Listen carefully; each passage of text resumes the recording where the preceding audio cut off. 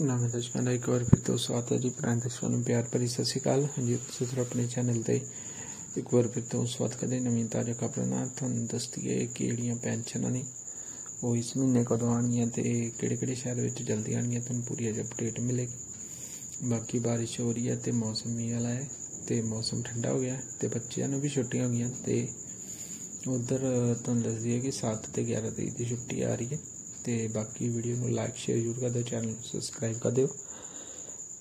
Video there सवेर आ रही है क्योंकि मेरे पेपर पै रहे हैं, इसलिए एग्ज़ाम दे रहे हैं, ठीक है जी। तो करके थोड़ी लेट आ रही है वीडियो। तो बाकी तुहानूं दस्सिए कि जिहड़ियां पेंशनां ने उहदी अपडेट तुहानूं मिलती रहेगी। पेंशनां तुहाड़ियां लगभग इस महीने के अंत दे विच विचकार आ जाणगियां जी, ठीक है जी। मेहरबानी, बहुत बहुत शुक्रिया एक बार फिर तो।